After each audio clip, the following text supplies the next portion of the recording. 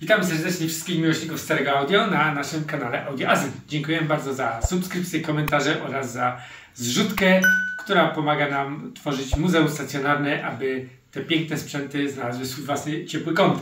Dzisiaj jesteśmy u Andrzeja. Cześć. Czyli mamy... Ponownie u Andrzeja, ponownie, bo się bardzo dużo zmieniło.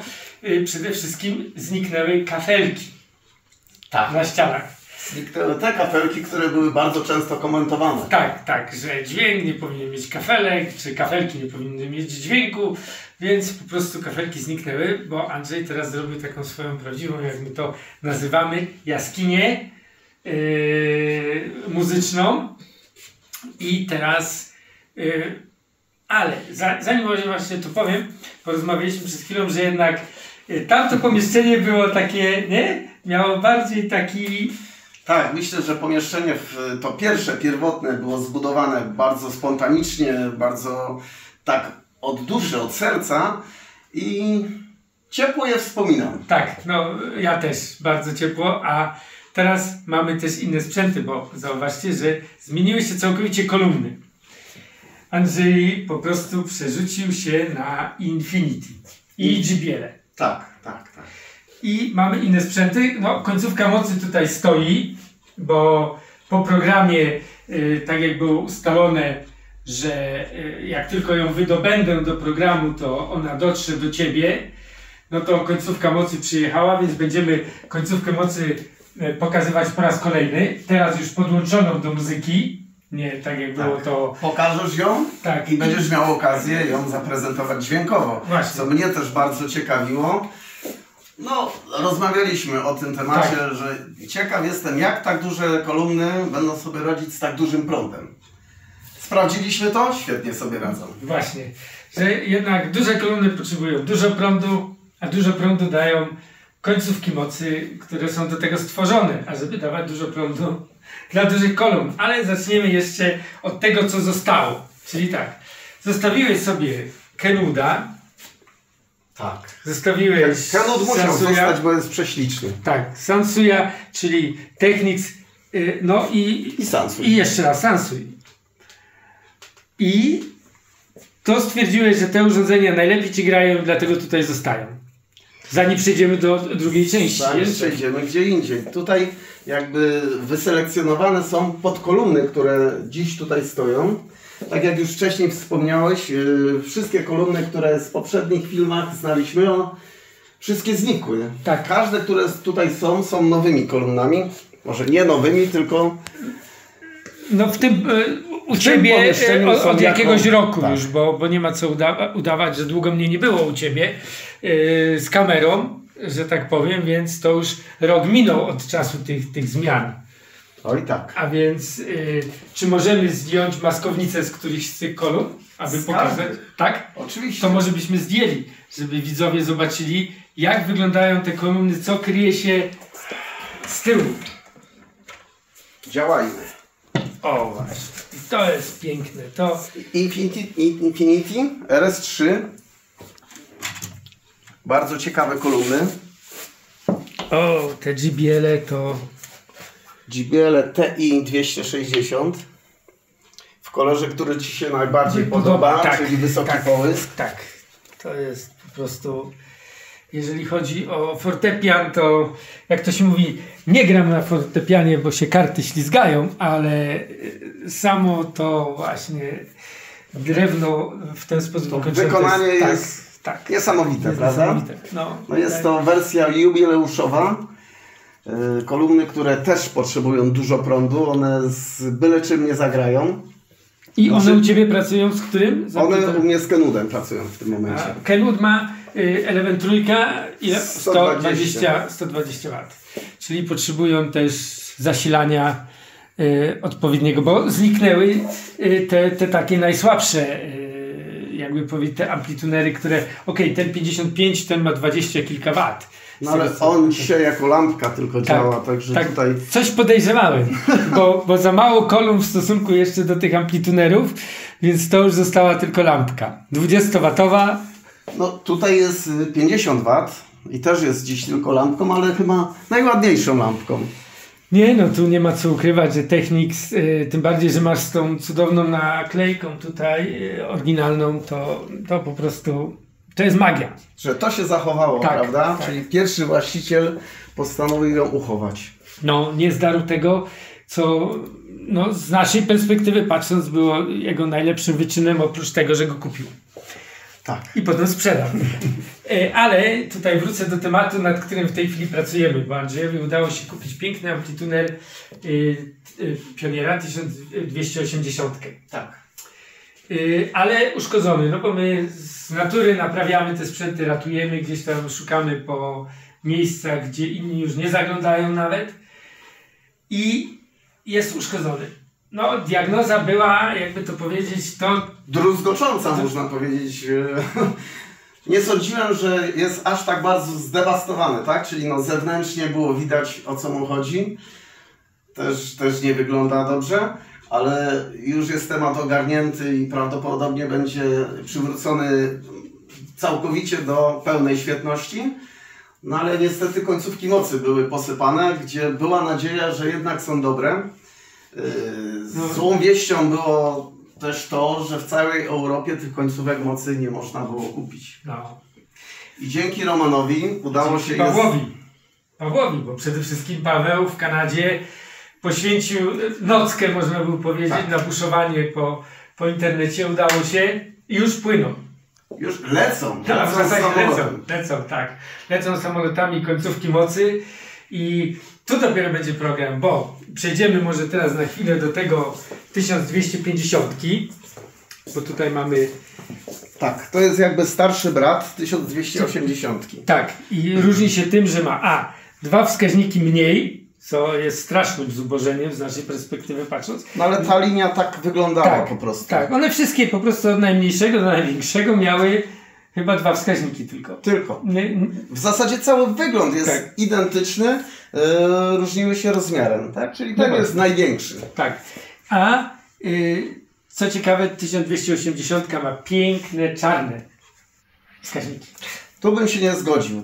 Ten czarny wskaźnik, ja już miałem z tym do czynienia, ponieważ miałem 1080 i gdy świecimy na niego i patrzymy na niego z bliska, to faktycznie to ładnie wygląda.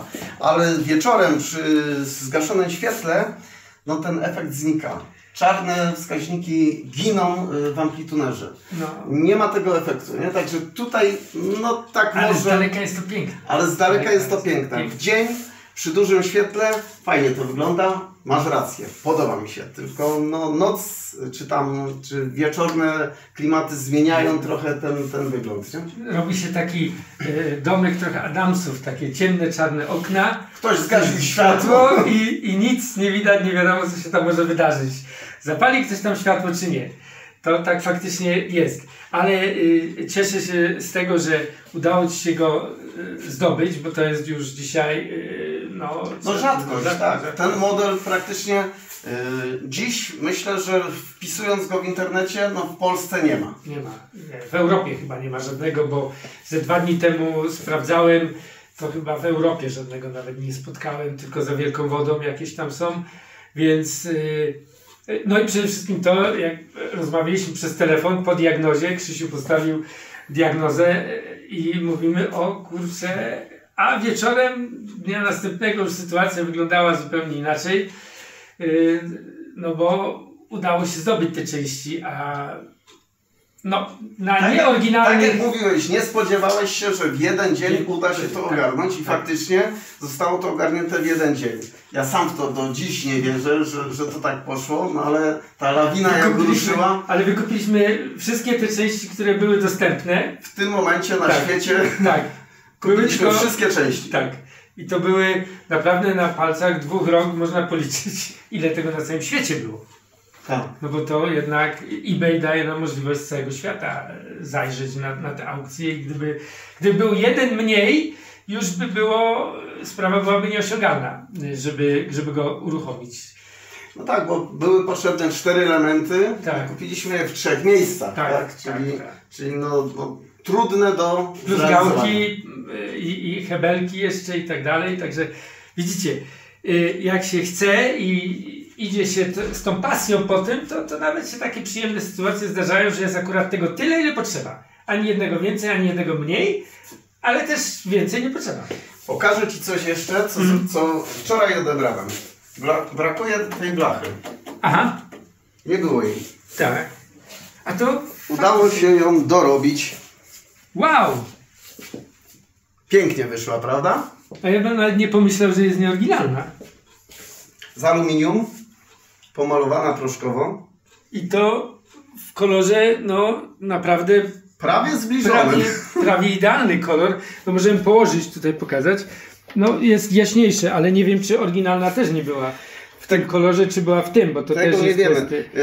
Ten amplituner nie ma drugiej blachy, a więc nie ma żadnego punktu odniesienia. No tak.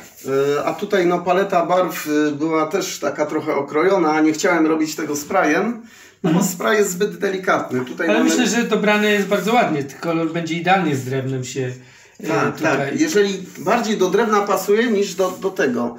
No. Co prawda one w zamyśle będą stały obok siebie, ale to nie będzie przeszkadzać. Nie, to świetnie, że ktoś... Ale skąd wziąłeś wzór do tego? Ze zdjęcia? Narysowałem. A, no tak. No tak. No bo trzeba było wykonać rysunek, żeby ploter mógł to zrealizować. Tak. A wiesz, jak to w dzisiejszych czasach nikomu się nie chce tego robić. No, to jest najgorsze, że takie pojedyncze sztuki to jest po prostu najtrudniej zrobić, bo ktoś mówi, no ile mam policzyć za jedną rzecz, jak będę siedział nad tym 2 dni. Na szczęście zrobił mi to kolega i zrobił mi to za darmo. Pozdrowienia dla kolegi. Pozdrawiam. Pozdrawiamy. Będziemy się odzywać w takim razie. Nie wiem, jak długo będzie cierpliwy i łaskaw. Ale 1280, jak tutaj stanie obok tej 1000... Tak, tu jest miejsce przygotowane. Tak. Dziś jest troszeczkę zajęte, ale to tylko z naszej ciekawości. Właśnie. No bo w końcu ta końcówka mocy, która dotarła do Ciebie dawno, dawno temu, Tak, ona nigdy u Ciebie nie grała. Nie, nigdy. A przynajmniej nie miała możliwości zagrać choćby w połowie swoich możliwości. Tak. A dzisiaj będziemy testować rzeczywiście na kanale, tu będzie ciężko, bo mikrofon by tego nie przyjął, ale zrobimy tutaj taki test. Mamy już ustawioną żyletę, że tak powiem, na streamerze, który... W ogóle u Ciebie streamer jest dla mnie trochę takim zaskoczeniem, że jednak... Poszłeś w tą stronę, tak? Tak, bo zawsze te mini dyski... Było tradycyjnie, były nośniki, tak, które można było w ręce przynieść. Tak. No ale to jest już wymiar czasu. Daje ogromne możliwości. Daje dobry dźwięk. No właśnie. Tu trzeba pochwalić tą firmę. Nie płacą nam za to, ale mogę pochwalić, daje dobry dźwięk. I teraz zrobimy taki eksperyment. Czyli mamy podłączoną końcówkę mocy, ale bez przedwzmacniacza. Jest wyjście preamp na końcówkę i mamy na 0 ustawione na kolumny. Tak. Grają tutaj te Infinity pod końcówką. Grają tutaj ten model, to jest model Kappa 9.2. a to jest Kappa 100. Kappa 100. I one chodzą pod Pionierem. One chodzą pod Pionierem. Te kolumny, mimo że gdybyśmy zdjęli maskownicę, to są niemalże identyczne, ale ich charakter dźwięku się trochę jednak różni. Co zresztą zaraz udowodnimy. Co udowodnimy i teraz naprawdę nie wiemy, co zmienia końcówka mocy, A co kolumny? a co kolumny. Ale gdy miałem tutaj podłączone 2 amplitunery podobne, o podobnej mocy, no to słychać tą różnicę. A więc tak, teraz wyłączymy tony, regulację tonów w amplitunerze, załączymy muzykę i przełączymy, damy widzom posłuchać dźwięku z amplitunera na 0 i potem przełączymy na końcówkę na tej samej głośności też na 0. Tak. Głośność jest już ustawiona. Czyli teraz gramy Tak, Kappa 100. Kappa 100. Zrobimy trochę głośniej. Ja zrobię. Dobrze. To feel this pain, to find my way through the shadows that I see inside.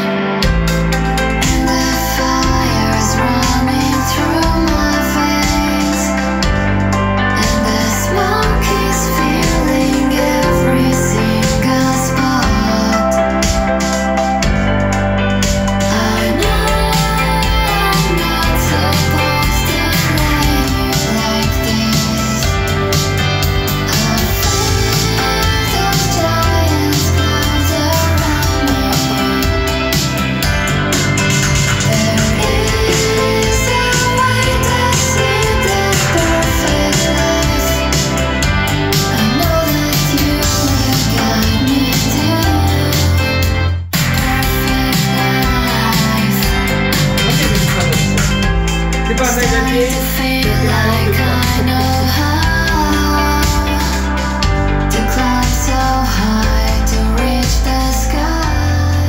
Feeling like this. No i powiem wam, że tu mamy dylemat. Grają inaczej. Kwadratura koła się zrobiła. Dźwięk jest wyraźnie inny, ale Który trudno, lepszy? trudno powiedzieć, który jest lepszy. Najlepiej jak grają jednocześnie. Jest inna dynamika dźwięku, jest troszeczkę inna barwa, trochę inna scena. Tak, ale jakbyś miał powiedzieć czy ten, to ciężko, bo to chyba też zależy trochę od nastroju, że czasami chętnie by się posłuchało, gdy ta głębia jest większa, a czasami gdy może tych wysokich jest ciut więcej. Rodzaj muzyki, Rodzaj muzyki przede wszystkim tak jest. ilość bitu. No teoretycznie końcówka powinna być bardziej klarowna, bardziej jasna, bardziej dynamiczna. Ale też, Tutaj na tym utworze nie jest. Ale no bo wcześniej, przed programem, robiliśmy test. to było dokładnie odwrotnie. To było dokładnie odwrotnie. To jest, mi się też wydaje, kwestia, w jaki sposób został dany utwór nagrany, przy jakich parametrach. Może to też mieć ogromny wpływ, czy nawet rodzaj muzyki. No musi mieć to wpływ, bo tak jak żeśmy zauważyli, skrajnie inaczej to gra. Ale moim zdaniem najfajniej, jak grają obydwa. Bo wtedy się uzupełniają. Obydwa i głośno. Tak, i zwłaszcza, bo my akurat lubimy głośno. Tak patrzę cały czas zawsze na ten obraz. Nie wiem, czy pokazywaliśmy ten obraz już kiedyś na kanale. Jakbyś, kochanie, mogła go pokazać naszym widzom, bo tak sobie patrzę zawsze i tak mówię, to są tak jak oni są niezniszczalni, nie? Tak. Świetnie ten obraz chyba pasuje do tego pomieszczenia. Bo tak samo my staramy się być w tym konsekwentnym ratowaniu tych starych My nie sprzętów. pozwalamy zniszczyć starych sprzętów, starego audio. Tak. Dajemy im szansę Właśnie. i możliwości. I teraz pokażemy właśnie wam jeszcze Super Elevena, bo Super Eleven stoi tutaj. Jest cały czas, dostał swoje własne miejsce. Przedstawiłeś go. Dostał wyjątkowe miejsce, tak? Czarny koń dostał miejsce na czarnej ścianie. No. Jest tutaj podłączony minidysk i CD. Nie zagramy dzisiaj z niego. No i współpracuje też z bardzo zacnymi kolumnami JBL TI 250. Nie, to jest TI 5000. TI 5000. TI 5000, tak.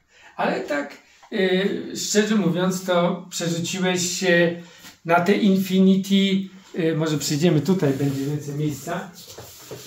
Po pierwszym eksperymencie, który zrobiliśmy razem, który to był model, bo ja powiem wam szczerze, jest tych modeli tak bardzo dużo, że ja już się trochę pogubiłem i nie pamiętam, który to był model tych Infinity, tych pierwszych. Ty prawdopodobnie myślisz o SM-ach 150. Nie, ja mówię o tych, co były takie ładne rzeźbione, tylko w tym drewnie, te co naprawiałeś też. Kappa 8. Ale tak, bo to jakby razem żeśmy robili i razem te doznania żeśmy przeżywali. Ale Infinity zaczęły mi chodzić po głowie, gdy byliśmy również razem w Łodzi. No tak. W sklepie w Łodzi i tam była okazja posłuchać Infinity RS1. I od tamtego momentu wiedziałem, że Infinity trzeba kupić. Jak kupiłem z pierwszej Infinity, no to w tym momencie zacząłem sprzedawać kantony. Kantony, kwadrale, to wszystko poszło w niepamięć. No nie do końca, część jest u mnie.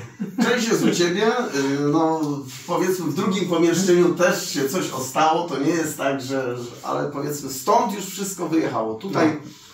Tutaj została Ameryka, a Niemcy poszli na dół, do piwnicy. Ale testowaliśmy te kolumny, tych jeszcze, że tak powiem, nie miałem okazji, bo mnie nie było, ale testowaliśmy te wcześniejsze Infinity, które tu się pojawiały. Ten dźwięk przy tych dużych amplitunerach jest zdecydowanie, moim zdaniem oczywiście, faktycznie ładniejszy. Że one, te amplitunery potrzebują te takie właśnie głębokie kolumny, duże, gdzie ten baz jest odpowiedni i... Tak, każda z tych kolumn, która tutaj stoi, wymaga mocy przynajmniej 100 W, a 100 W to jest jeszcze nawet za mało. Czyli one z mniejszą mocą pogarsza się jakość dźwięku.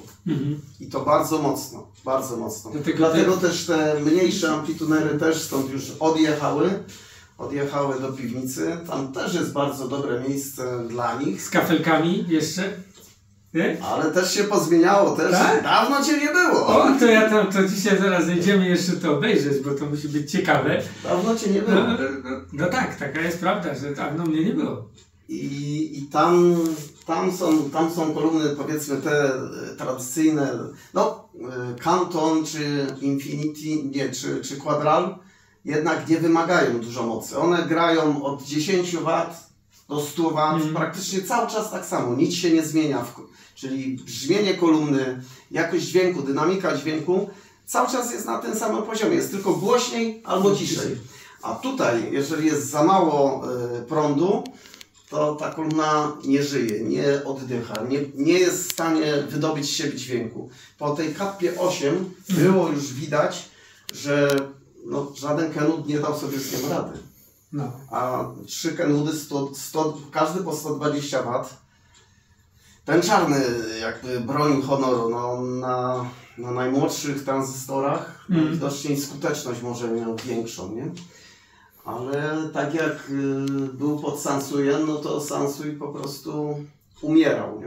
No to jest właśnie to, że w sumie te urządzenia są duże, nie? Gabarytowo mówiąc, nie? Gabarytowo są duże, a niektóre mają naprawdę bardzo małe wzmocnienie i wydawałoby się, że pod tego można podpiąć każde kolumny, ale tak to nie działa, nie?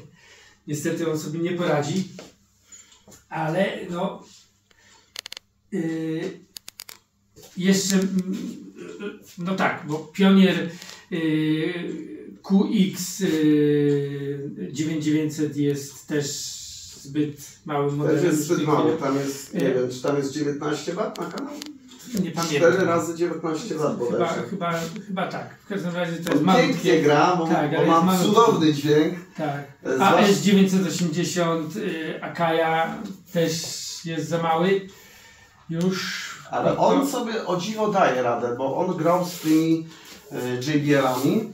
Miałeś okazję to posłuchać. Tak. Sam stwierdziłeś, że jak to możliwe, że 60W wzmacniacz daje sobie radę. Ale tam jest jakiś taki myk, że tam się łączą kanały i on poprzez to, że przełączamy go pomiędzy 2 a 4 kanały, on potrafi połączyć te kanały i sumuje moc. A inne amplitunery tego nie robią, nie? Czyli przełączamy, zmieniamy konfigurację i ta moc się nie sumuje. Czyli tutaj Akai gdzieś wygrał, nie? Akai też ma specyficzny dźwięk, troszeczkę on inaczej gra. No ja go bardzo lubię, mimo wszystko jestem za Akajem, bo świeci na niebiesko. Bo świeci na niebiesko i znowu moja tajemnica padła. Tak, i dlatego Pionier też świeci na niebiesko i też jest moim ulubionym. No tak. Ale jeżeli chodzi o JBL i o Infinity, to jeżeli my możemy coś powiedzieć na ten temat... Zdejmiemy jeszcze tą maskownicę, bo tutaj jest na co popatrzeć. No i tych nie musiałeś naprawiać. Tak, te kupiłem idealnie.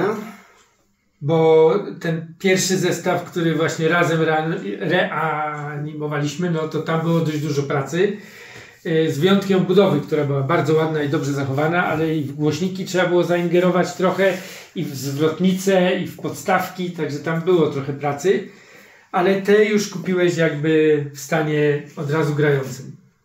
Jedne i drugie były w idealnym stanie. Tutaj nie było dotknięte palcem, nie? Czyli tutaj było utrafione w punkt. Nie? No wiadomo, KP8 były całkowicie do remontu. Miały cenę taką dość fajną, ale 2 miesiące trwało doprowadzenie ich do momentu, kiedy w ogóle ich szło posłuchać, tak? Trzeba było jednak te głośniki wysłać do naprawy, podstawy z granitu też żeśmy zrobili, też wspólnymi siłami poprzez Twojego kolegę. No fajnie je uszlachetniło, bo tamte podstawy z tej płyty paździerzowej, no strasznie odejmowały, nie? To tak, tam już taka bieda była, że to było coś strasznego. To tak No. nie przystało do tej klasy kolumn, nie? No. Tu producent jakby dał ciała, nie? No, na czymś musieli zaoszczędzić, więc zaoszczędzili na podstawkach. Ale trochę faktycznie wyglądało to, jakby stał o kulach, nie? Tak. Nie było widać tej prawdziwej takiej stabilności, takiej... Ten granit, Tak. później jeszcze tak sobie pomyślałem, że mogłem go kazać zrobić większego i nawet można było się pokusić, żeby napis wygrawerować. Tak. Wtedy wszystko mogliśmy jeszcze. To by była już No. pełna satysfakcja, nie? Tak. Ale ta refleksja przyszła dopiero po zmontowaniu, nie? Czyli jak już stanęły, jak już zagrały, można było sobie spokojnie usiąść, popodziwiać Tak, i i potem podyrektować zebrać myśli, nie? I wtedy człowiek mówi, mogłem jeszcze tutaj coś zrobić, nie? Ale i tak wyszło to fenomenalnie.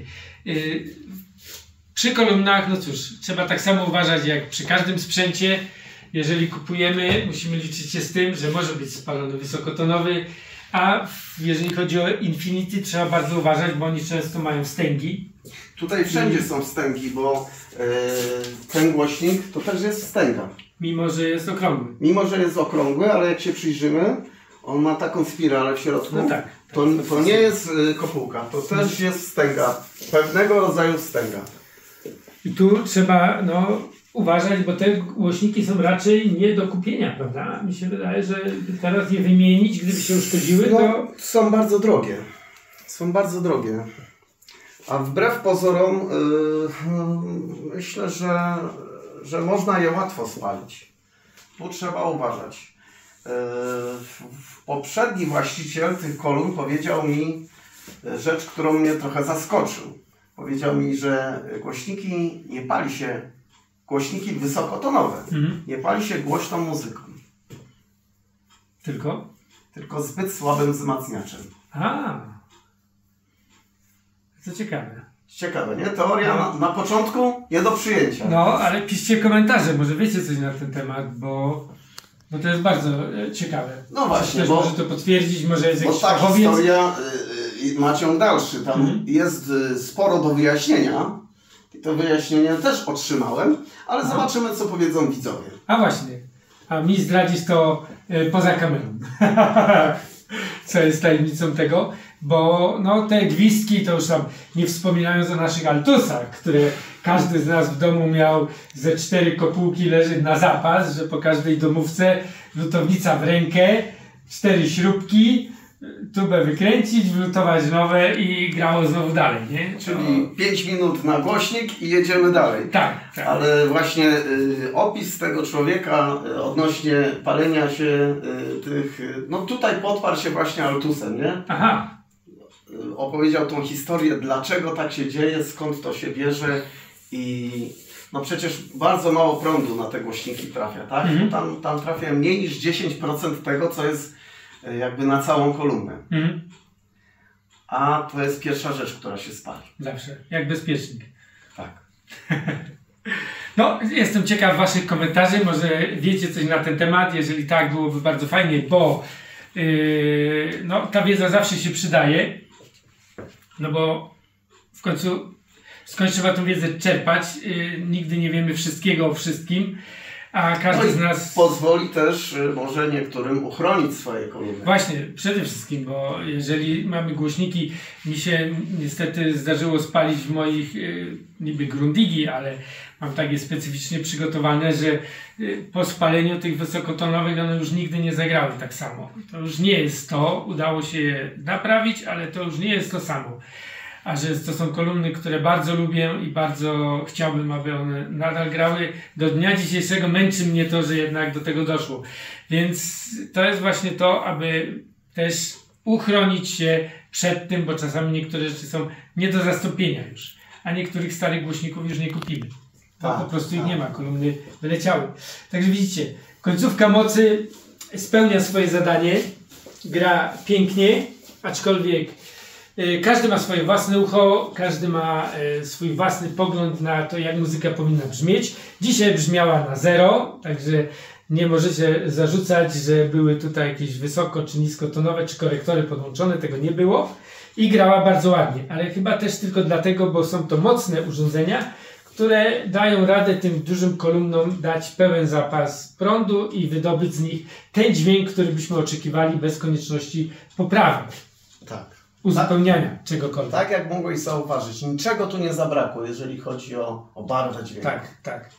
Także my z Andrzejem będziemy się teraz cieszyć jeszcze muzyką dalej. Pójdziemy obejrzeć, co się zmieniło na dole. Wam dziękujemy bardzo za oglądanie naszego kanału, za subskrypcję, komentarze i przede wszystkim za zrzutkę, za to, że wspieracie nasz projekt budowy Muzeum Stacjonarnego. Niedługo na pewno kolejne odcinki, a my się udajemy teraz do drugiej jaskini. Do zobaczenia w kolejnych odcinkach. Cześć.